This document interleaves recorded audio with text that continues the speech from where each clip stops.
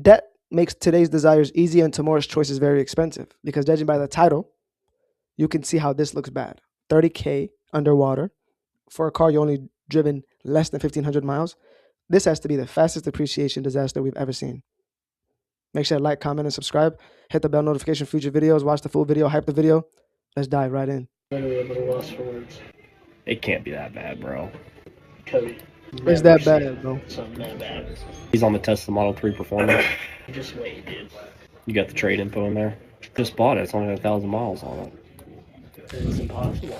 I don't know who sold him this car, but they need to be in federal prison. Federal So prison. it's a $20,000 car. What's he owe on it? 53. What? It's 30 grand flip, bro. Oh my gosh. Let's see what the MSRP is. Brand new is 44. Oh yeah, he's 30 grand flipped. I mean, that's the most I've ever seen. So yeah, we can't do anything with that. There ain't no shot. It sucks. This customer had an electric SUV that I absolutely know had thousands of dollars in rebates. So the fact that he is this far upside down after not even having the car for 1,500 miles is the craziest thing that I've seen since I've been in this business. Hold on now. 1,500 miles. And you're telling me already 30,000 flip.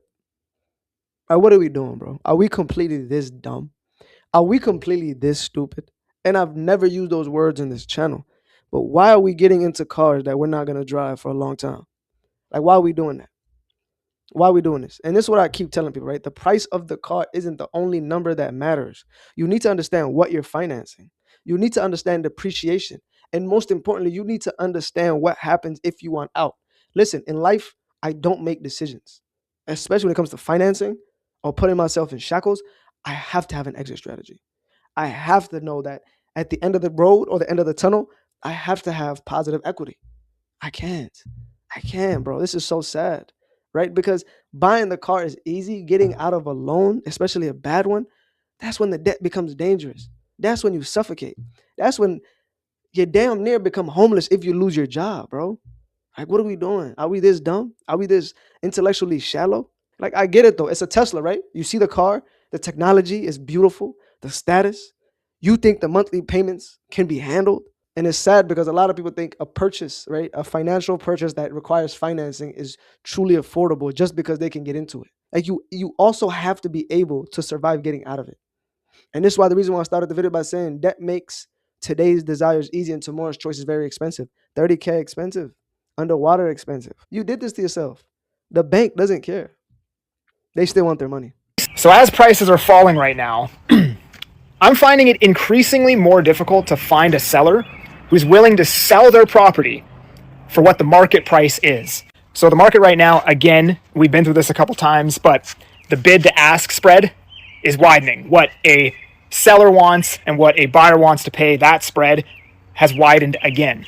And a very common issue right now is a lot of the listings that my buyers are writing offers on, the seller cannot sell the property at the market value or slightly below them. We're trying to get a deal too, but roughly that should be the price that it should sell for, and the sellers can't take it. Why can't they take it? Because they wouldn't be able to close the sale. All the equity's gone. They have no other cash to close this sale, so they literally can't sell it.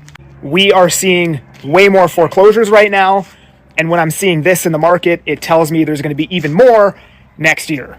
I'm pulling the title on these properties. There's 2 or 3 mortgages on them. They paid $600,000 in 2023. It's worth around $5. So it's basically lick your wounds now, or the bank takes it later. People are selling $150,000 houses for $400,000. 8,000 likes, guys. So a lot of people agree that these housing prices are very, very overpriced for no reason. You mean for what the house is actually worth? These 150 to 200K homes are not worth 350 or 400 now. Years later with zero updates, LOL, screw it. My husband are in the window shopping portion of buying a new house, just checking it out. People are asking 500K for a house with a kitchen and the bathrooms from the 1970s. And the market is just correcting itself. A lot of these houses are just overpriced. A lot of people were buying overpriced houses back in 2022, 2023. Now they think that they can sell it for the same price or even with a little bit of equity just so they can make some money. But somebody else said, talking to my realtor, she said the only houses moving right now in our area are pre-COVID homes. They are the only ones that actually accept offers and make money. Anything bought during COVID is losing money. Because at the end of the day, you guys have to understand, COVID, a lot of people were buying houses because the interest look good. So when you choose to look at the interest rate and you don't look at the price of the house, what happens is you're sitting on a ticking time bomb.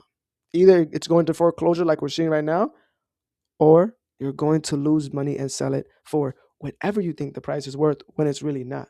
So, as a renter in the economy, pardon my sarcasm when I say, oh no. Everybody thinks they can sell their houses for more than what they bought for. The houses were never worth that what people were paying for. That's the reality. There's this big debate online, right? Or in reality, right? That a lot of people say, well, a housing is a great asset because it's going to go up in value. At the end of the day, you can see the other side, the other spectrum, right? This is what's happening. People are losing money and people are getting kicked out of their homes. People have the highest foreclosures right now. They're sitting on a house they also can't afford. High property taxes, high insurance costs, high repairs. So sometimes it's only an asset if you can afford it and you put 50% down. But if you can't, you've literally squeezed your finances to a point where, just like he said, the bank is going to come and take it. As a message to the finance major I hooked up with my senior year of college. Hey, Diva, I know you know I'm queer now, but I also know you know I didn't know Why was that put in? Like, why is that important for us to know? I digress. anything about saving or retirement planning when we dated, and I told you that my family's retirement plan was lotto tickets, and so you taught me all of the basics on retirement planning, how to open up a 401k, Roth IRA, what a brokerage account was, and what a high yield savings account was. And so I listened to you, but then I was like, hey, I have $70,000 in student debt. How am I going to be able to do all of that? And you said as long as the interest rate on your loans is less than the rate of return in the market, you should put as much money as you can in the market. And I don't care what your first salary is, Alyssa. I want you to take $20,000 off of that salary and attempt to live within the means of your salary minus 20K. And so I listened to you. And so when I was 21, I took 20K off of my salary and I put any extra dollar I had towards my private student loans because the interest rate was higher. And I paid the minimum on my government loans because the interest rate was less than 5%. And after my first job, for every job I had where I made more money, instead of putting that money in my bank account, I actually capped my salary at 60K.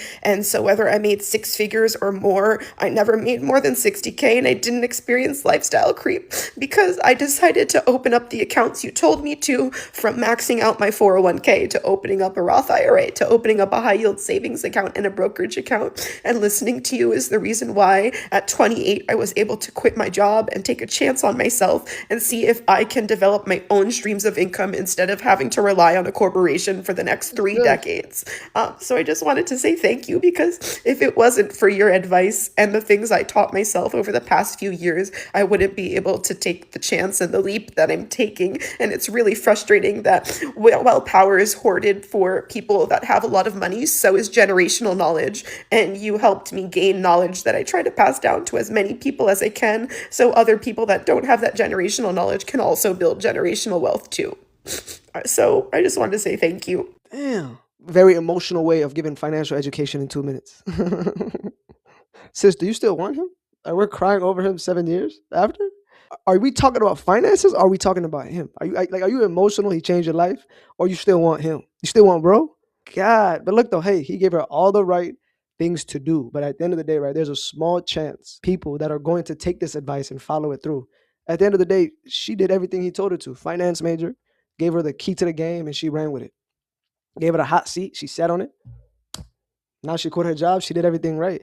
Her family's retirement is lottery tickets. I swear to God, last week I was trying to get gas, and I was tired that day. I need a cookie. I grabbed the cookie. Tell me why this guy was buying 40 scratch off lottery tickets. It took me and the people that literally were behind me 10 minutes for us just to have this guy get his stuff printed for him to check out 40 tickets.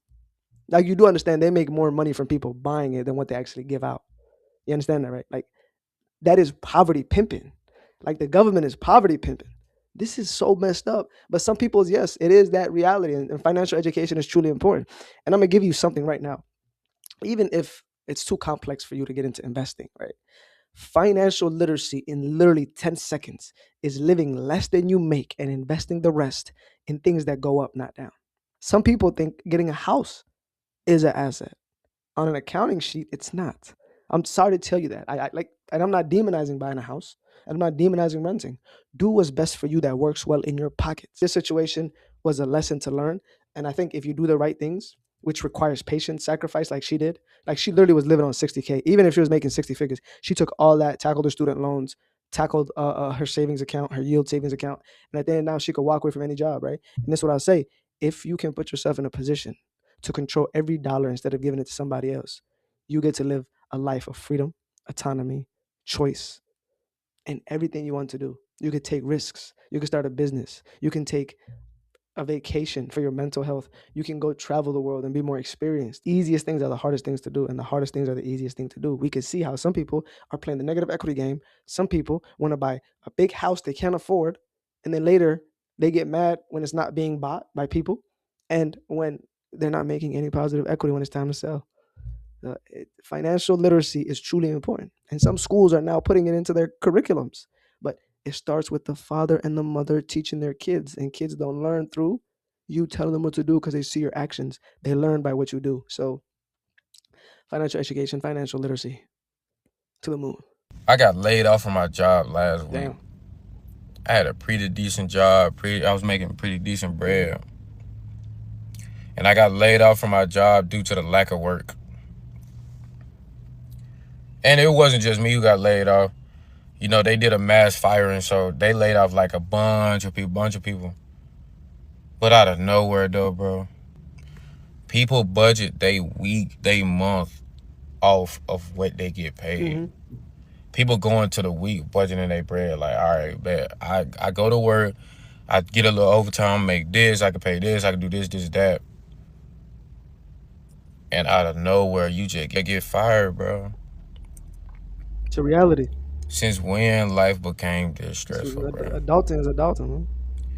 Like, and obviously, like, it's not stressful for some people, but it's stressful for a lot of people, because think about it, bro. Like, it's just never enough. Like, it's like when you think you're doing enough, you're not doing enough.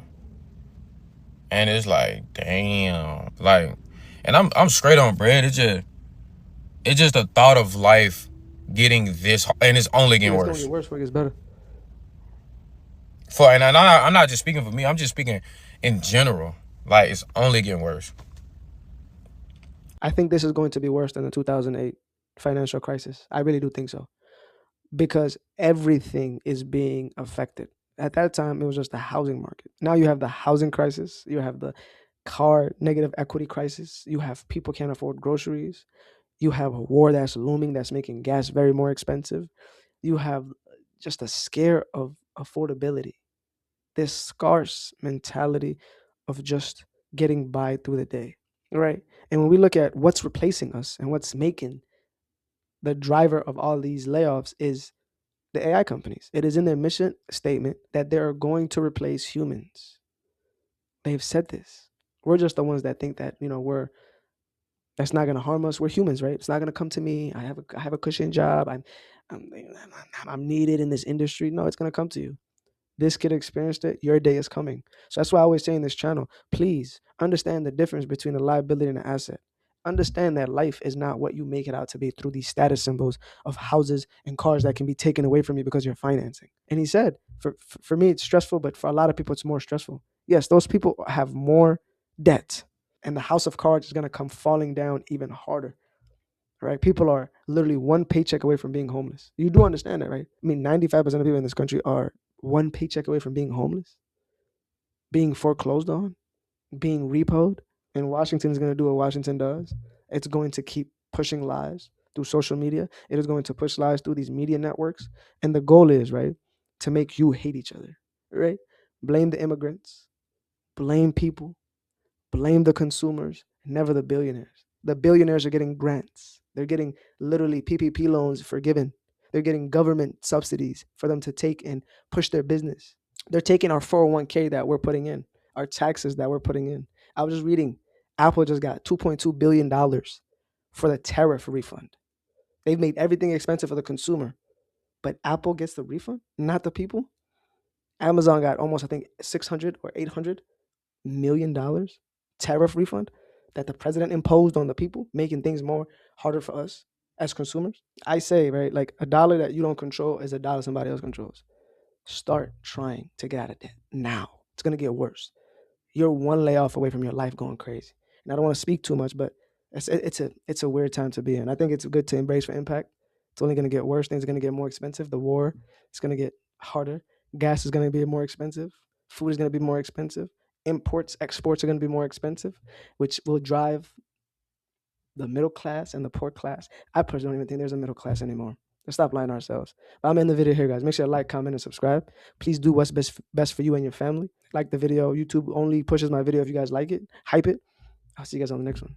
Be good, do good. Peace.